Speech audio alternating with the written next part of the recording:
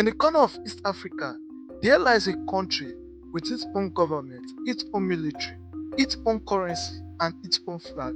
Yet, it doesn't exist. In today's story, we'll be taking a look at that country, which is Somaliland. A country which declares independence 30 years ago and still awaits the world recognition. In order to understand this story of Somaliland, we go back to the days of the colonialism.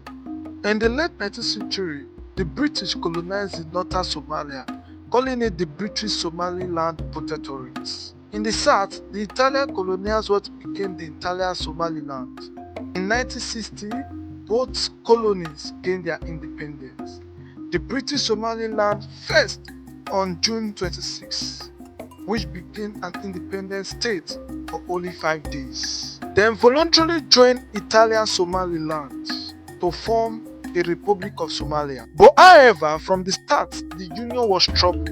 People in the north, the modern day Somaliland, felt marginalized, oppressed, and excluded from every activity of the Somalia. Under the dictator Siad Barre, the Somali state grew increasingly brutal, especially toward the Isaac clan, the majority of them in Somaliland. In the late 1980s, tens of thousands were killed in bombing and massacre. Entire cities like Agiza were destroyed. In 1981, after Barrier fall, the entire nation of Somalia collapsed into a civil war. Somaliland declared independence, reclaiming its sovereignty from 1960, while the rest of Somalia descended into chaos, warlord, piracy, and terror. Somaliland began the work of painful rebuilding its nation with no international recognition, no foreign aid, and no support from the UN and African Union.